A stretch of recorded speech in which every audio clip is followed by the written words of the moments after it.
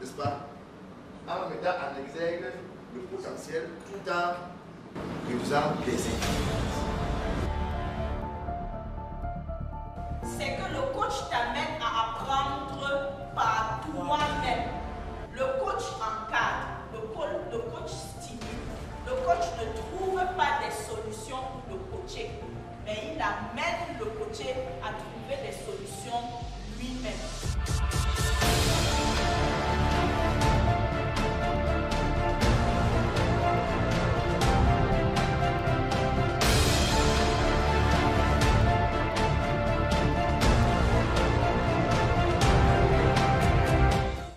Les entrepreneurs ont généralement des problèmes techniques, mais au fond, lorsqu'on regarde, ils ont beaucoup plus un problème mental. Et pour gérer ces problèmes mentaux, ils ont besoin d'être coachés.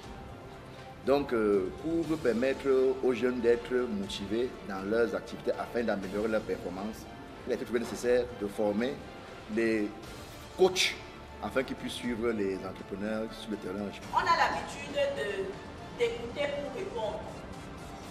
On a tous cette habitude-là. On n'écoute pas pour comprendre. On écoute pour faire quoi? Pour répondre. Dans le coaching, on n'écoute pas pour répondre. On écoute pour comprendre. La toute première méthode que vous avez à utiliser, c'est l'écoute active. Personne n'évite. Personne. Tout le monde a des ressources. Qu'elles soient internes. Il faut aller sur ces bases. Dans l'écoute, il faut savoir que 20%, à peu près 20%, viennent de ce qu'on dit. Le reste là, ça vient de ce qu'on fait. Un bon coach, c'est un coach qui connaît poser des bonnes questions. C'est à travers les bonnes questions que vous amenez la personne à prendre son séance. L'objectif du coach, c'est de poser des questions pour atteindre la racine du problème. Quel est le principal problème que le coach rencontre?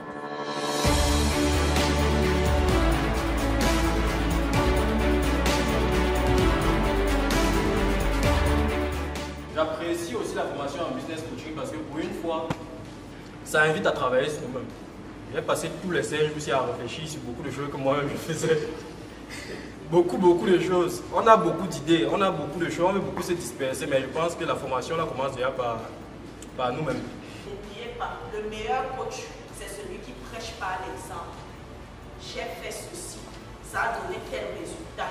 Si tu le fais, voici ce que ça va te donner comme résultat. Un bon coach doit pouvoir avoir un peu de tout. C'est ça qui fait le bon coach. Dans le processus qu'on a eu à suivre ici, là, plusieurs notions ont été données et je pense que nous tous ici, nous avons pu les capitaliser chacun à son niveau et pouvoir avoir la facilité de le transmettre sur le terrain. Alors jusqu'ici, on dira que nous sommes déjà satisfaits parce que la formation s'est tenue. Les retours sont positifs. À notre tour, on souhaiterait que les formateurs puissent mettre en pratique ce qu'ils ont reçu comme compétences et comme connaissances. Accompagner en profondeur l'entrepreneur, mais surtout permettre qu'il puisse grandir et être plus performant dans ses activités. Cette formation m'a appris à travailler d'abord ma personne. J'ai compris que avant d'aller sur le terrain, il faut que je sois transformée, que je sois une autre personne pour pouvoir apporter à l'autre.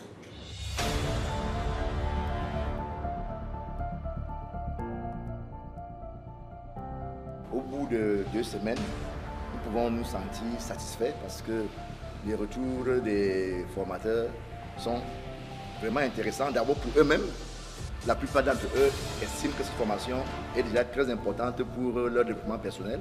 Et en plus, c'est un outil qui va leur permettre d'être plus efficaces sur le terrain.